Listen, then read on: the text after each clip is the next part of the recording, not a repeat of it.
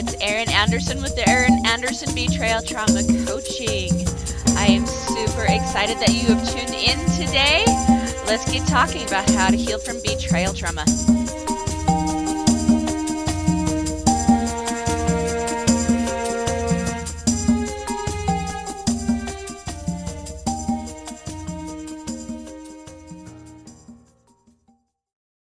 Hey, my loves. Welcome back to another episode of The Other Side of the Struggle. Okay, guys, we are talking about some really big things here, and I'm going to tell you, it started with a conversation that I had with a good friend of mine. He's been on the show a couple of times, Trevor Henniger, and I'm thinking to myself, this is definitely a podcast episode that needs to be given because this is something that I think a lot of people confuse. And I love it when we can shine truth on situations. But before we get into that, please go like and subscribe to my channel if you're loving the content on YouTube. Or if you're listening to this podcast, give it a 5-star thumbs up and a review, if you will. Just so that way other women and men may know if this is the podcast for them. They can find some help and some healing. And if you really want to take it to the next level, make sure you also support the show.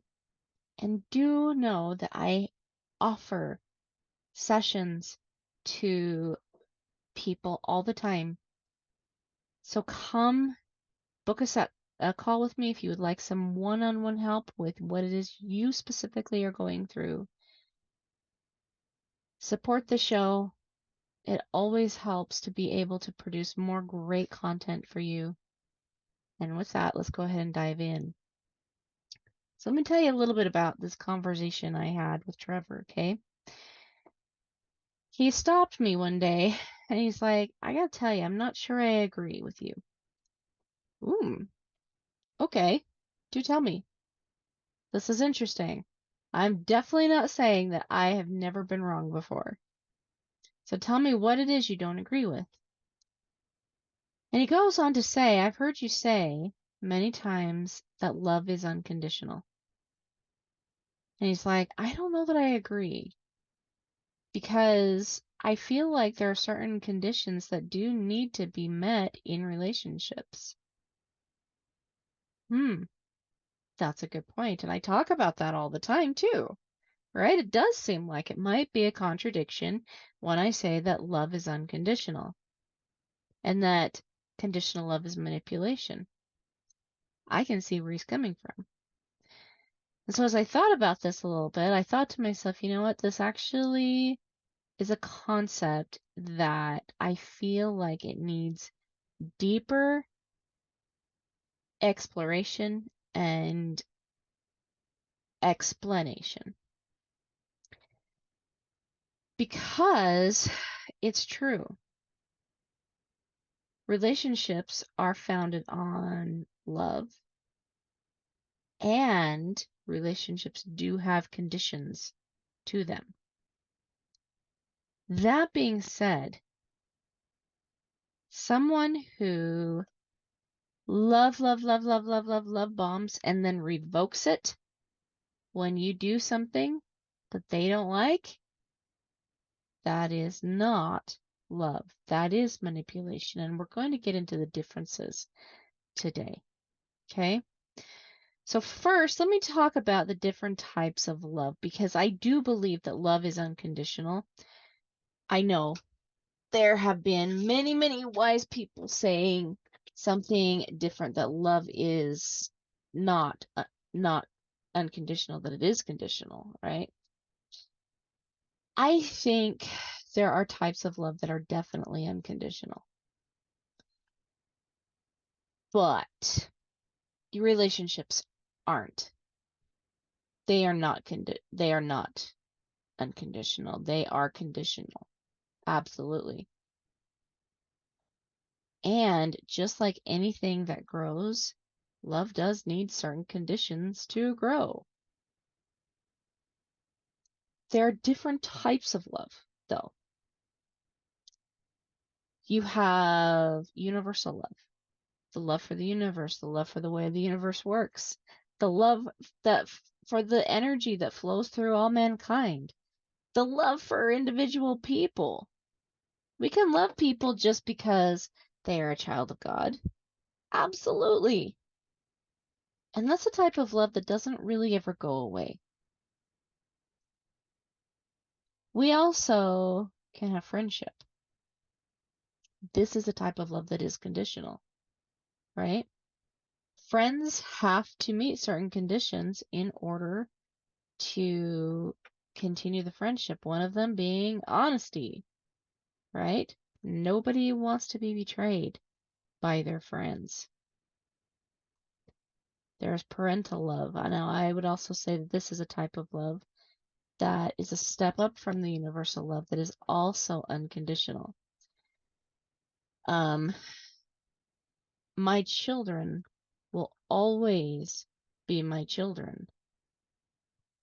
Even though my kids are definitely not perfect, and neither am I, but pretty close. We'll just go with that, right?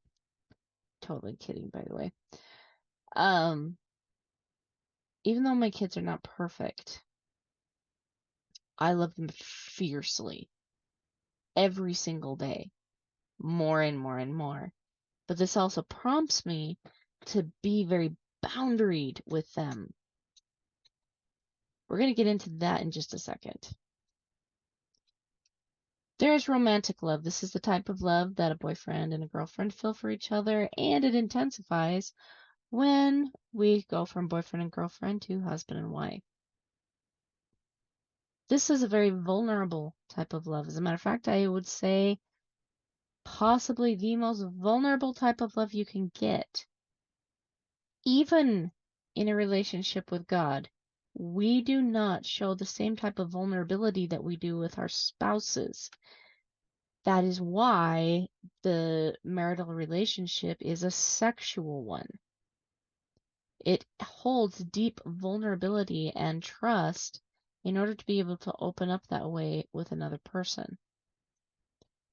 We don't even have that with God.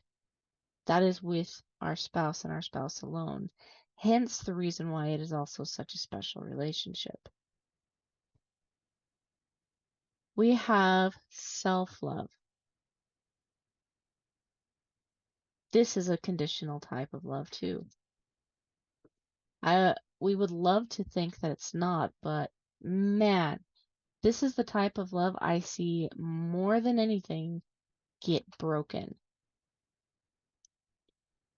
And it's not always necessarily other people's fault.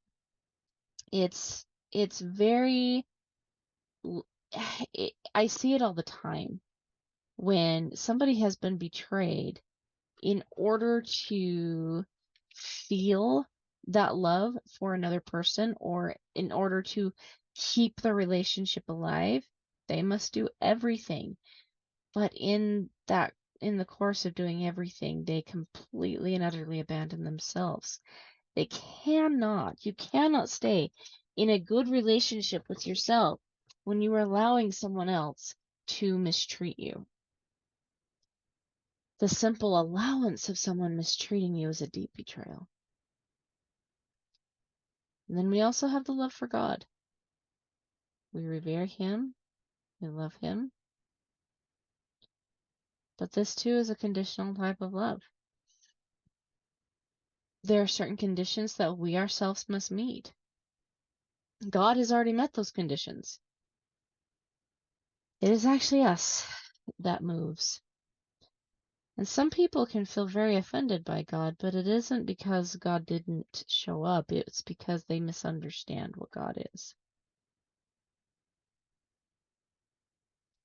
And so those are some different types of love that a person might feel for a relationship in their life, right? But like I said, some of those are unconditional. I'm always going to feel love for my children. I'm always going to feel love just for people being people. I want to see people live their best lives because they deserve it. I want to see my babies live way better than their best lives because they deserve it. However, there are other conditions that do need to be met. And if you think of love a little bit like a fire, right? You start that fire, and the more you give it, the bigger it builds. Now, some of you might say, you can extinguish a fire, right? You're absolutely right. But it still takes a long time for those glowing embers to die down if you just let it, if you don't keep feeding the fire. And love is very much similar. We have to feed it. We have to give it space. We have to honor it. We have to respect it, and we have to nurture it in order for it to grow.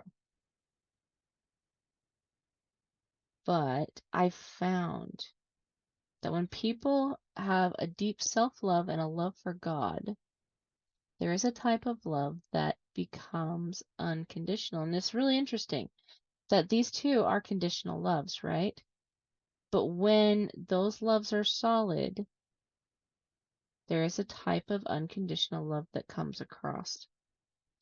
And that might be, you might call it the universal love. You might call it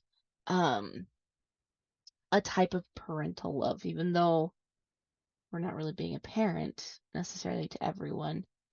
But it's just a compassion for other people because you have it for yourself. And because you love yourself and you love God, you just tend to love other people, regardless of how they show up. That is a type of unconditional love.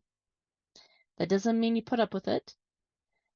That doesn't mean you keep allowing them to do the same things you're doing. It doesn't mean you need to stay in this relationship with them. It doesn't mean that you need to even live within a 5-mile radius. Doesn't mean any of that.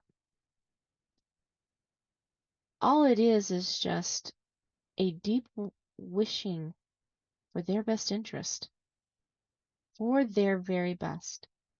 They themselves will see it. These are people we tend to pray for simply because we love them enough to do so. That is a type of unconditional love. But the relationship does have conditions. In friendship, well, actually, even universal, there's a type of condition there. We want to think in abundance because abundance is love. If we are denying ourselves abundance thinking and abundance in general, well, universal love does actually have the ability to wane a bit. Friendship, that one's kind of easy.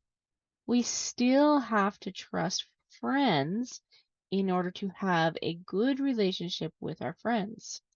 If a friend comes up and betrays us, that is often the end of a friendship, or at least sparks a very, very good discussion and a, hey, friend, you need to do better, right? Parental love. Perhaps the reason why self-love and the love for God is so powerful is because it does kind of put us into a parental type of love. When we love God and we love ourselves, we tap into a type of love that God Himself has. And we begin to see other people the way He sees them. But God Himself does not even stick around when He's not wanted, when the conditions aren't met. But He does leave His love there. He leaves His print in every space because there is no space that is too dark for God. Now, we cannot love God and mammon. That means that our actions have to match up to the things that He has given us, so that way we can move into our highest and holiest selves, which is a being that thrives and vibrates from a love energy. But when we step into that, we do take on a portion of the love He feels for His children, and it's a type of parental love, a well-wishing for their best. And we still have to meet conditions with ourselves too. One of the conditions is we don't allow ourselves to be treated less than what we deserve to be treated. When we allow that without setting boundaries, without stating the truth, without standing up for ourselves, which can feel very hard. Don't get me wrong. It's hard, especially when you're not used to it. But there's only one or two options when somebody doesn't show up in our lives the way that they need to. The only options are, well, actually three options. One, they change. They change because they love us and they want to be the very best version of themselves. That's the best case scenario. Two, we leave the relationship because the person left the relationship a long time ago, and I'm going to explain this too in just a second. But if one and two are not met, then we have to abandon ourselves. And oftentimes, this is a place I find a lot of my clients is in this self-abandonment because they have trauma bonded to their abuser. Let me explain this a little bit. Trauma bonding is a fear mentality. It is a lack. It is saying that I'm not sure that there's love out there enough for me. And even though this person is not showing up very lovingly, once in a while there's been that little glimpse, that catch, that goodness, and I want to stick around for that when that really comes up to life. That's often what people are thinking when they're trauma bonded. So they tend to stay in unhealthy relationships because, well, at least I know they still love me, right? That's not always the case. And in these cases, this is where we really want to bring out the 5-step thought process, right? Where we talk about the circumstance, the thoughts, the feelings, the actions, and the results. Let's just take a look at the circumstances alone. A little while ago, I had a client whose husband cheated on her. They'd been married for roughly about 16-ish years, and in that time frame, he had had many mistresses, and every single time, she had to find out about it. She found things that he could not refute. And he'd finally just kind of nonchalantly tell her the truth. But don't worry, honey. Now that you know, I'm going to go get this taken care of. I'm going to go get it fixed. And she would believe him because he loves her, right?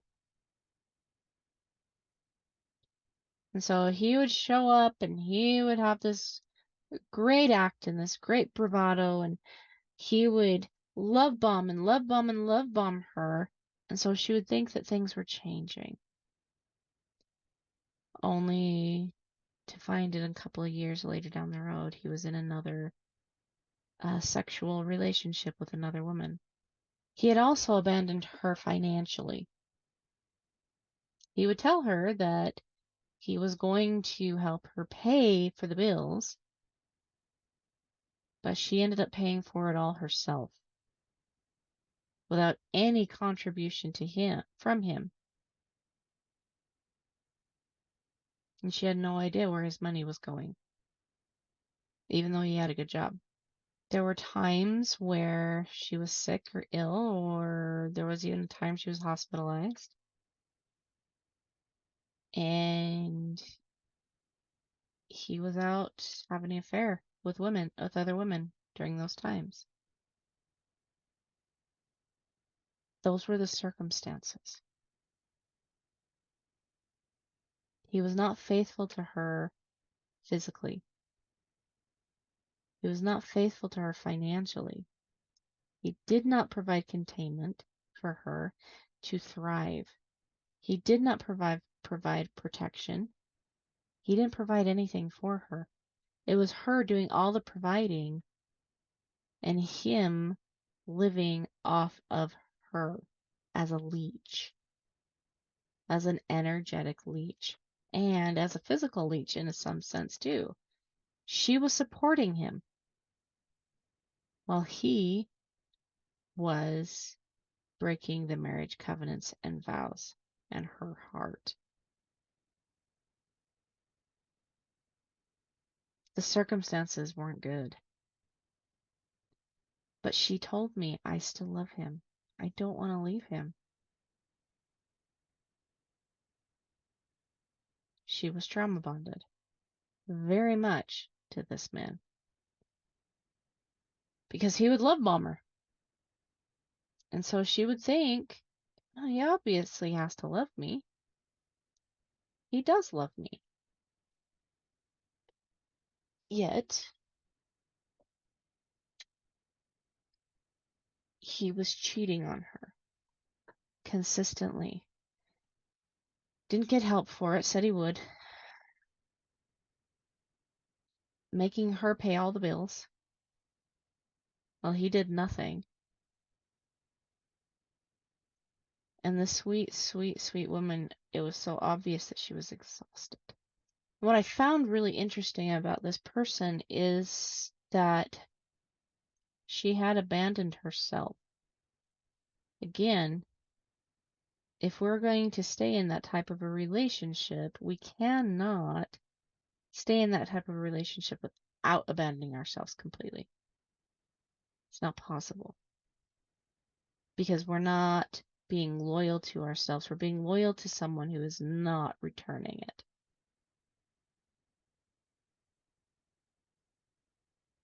There was no loyalty for her in that relationship at all. That was just another one of the facts. And that caused her to really have to ask herself, well, what do I really think?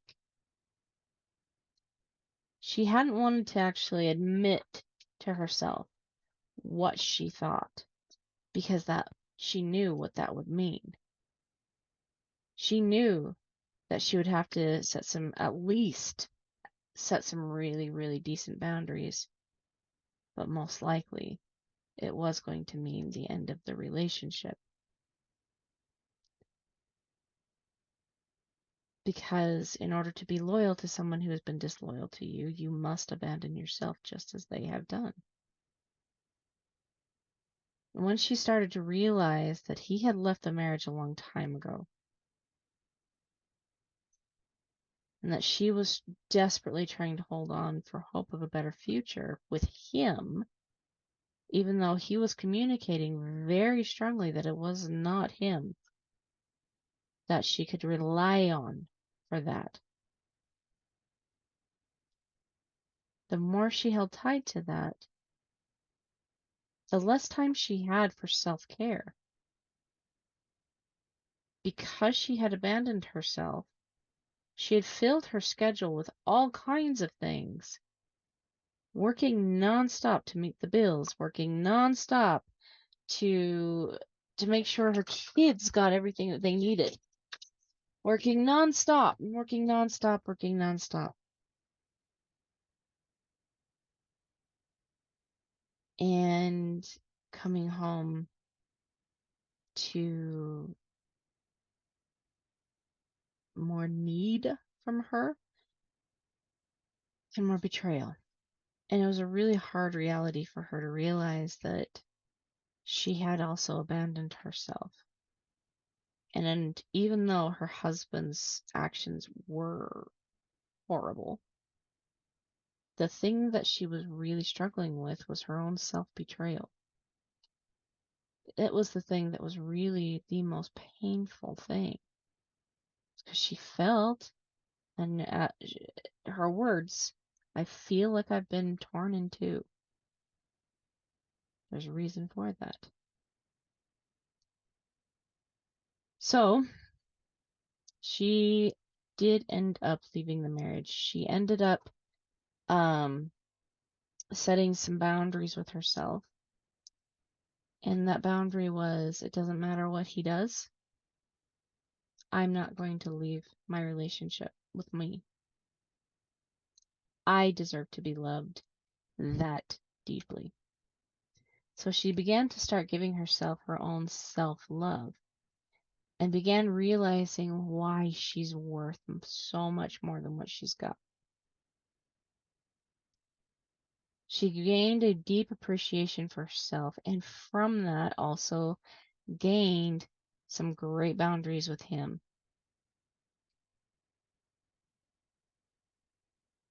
Telling him things like, if this is going to continue, then I see no point in this marriage. As you can see, she followed through with that.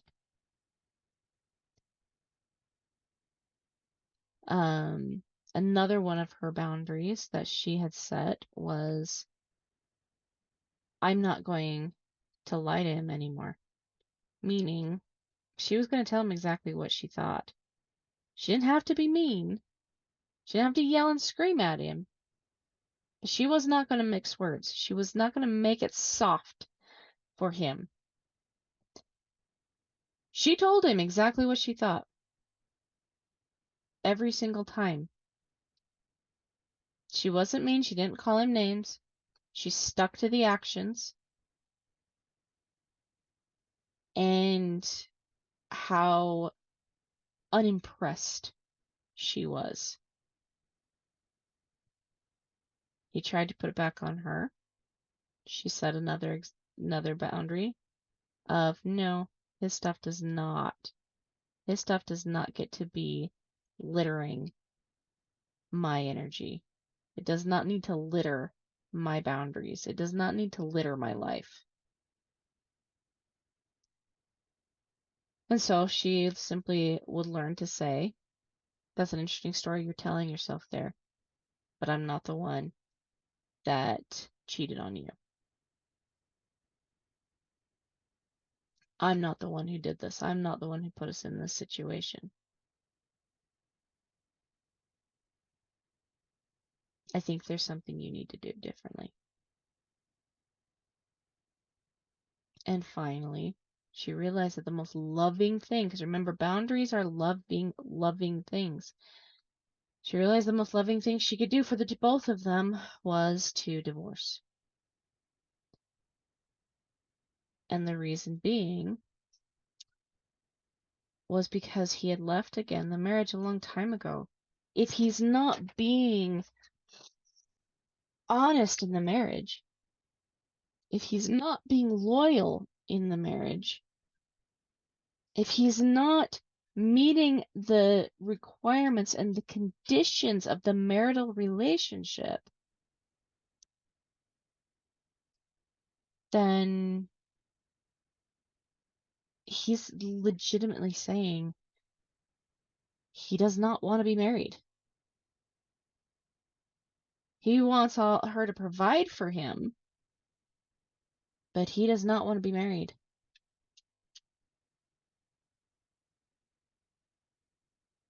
And she doesn't want to be married to something like that. And so she said yes to both of them in the divorce, giving herself a better future and him the freedom that he wanted in the first place. See, the way she was able to break the trauma bond is she stopped avoiding the truth. The truth was really painful. It was really painful at the beginning. I watched her cry quite a bit. Oftentimes I'd have a couple of different sessions with her as she just sobbed. How could this really happen? How can I have found myself in this situation again? Oh, I feel so stupid to have fallen for it again. But we as human beings want to be loved. We want to be loved.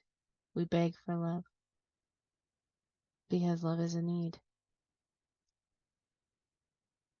But when she realized that she could give herself love and that God had love for her too, that put her out of alignment with herself, that stopped her from being out of alignment with herself and put her back in alignment with who she really was.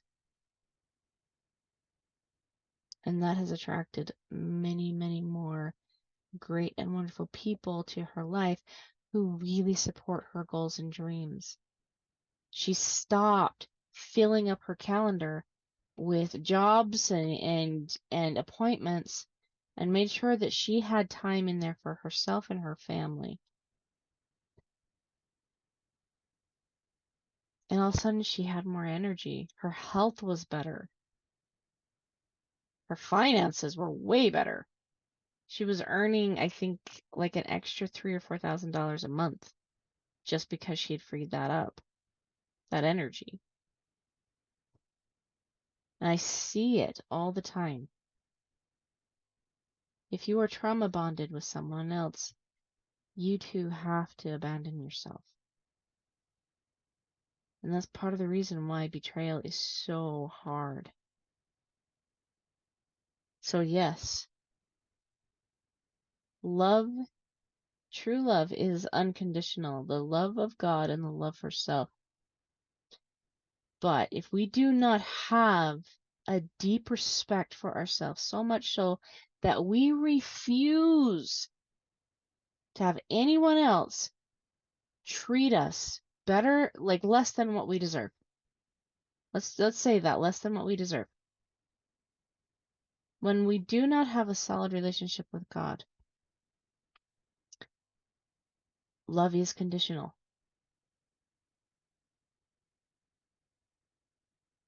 Love does feel somewhat manipulative. Relationships are not conditional. And when somebody manipulates you, they give you what you want, a little bit, it gives you little tastes just to keep you right where they want you. And then they rip that away from you when you say just the wrong thing or do just the wrong thing, just so they can keep you right in line.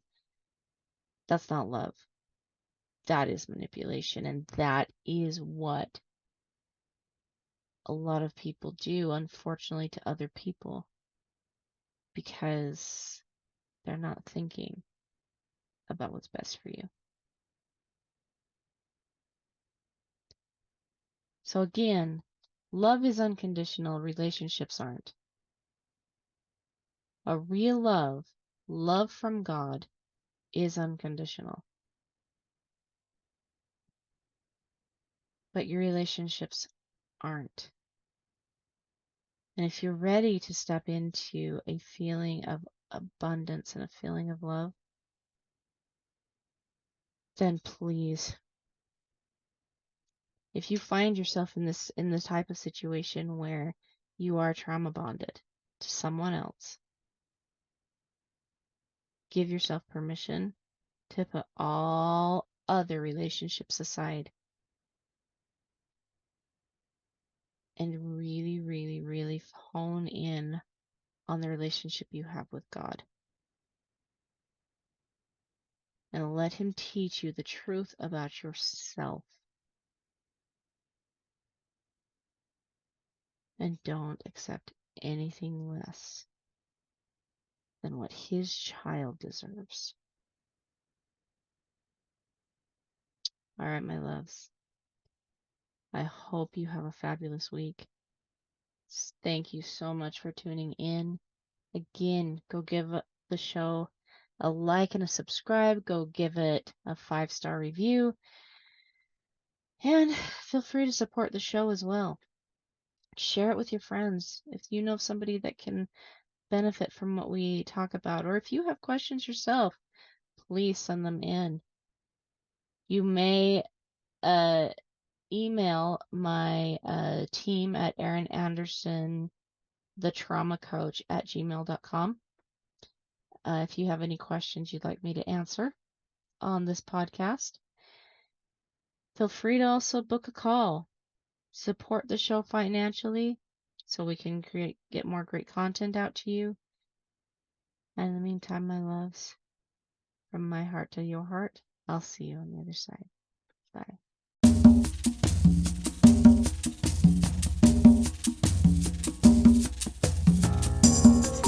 Hey guys, thanks so much for hanging out with me today and listening in on this podcasting episode. Don't forget to tune in next week. It's going to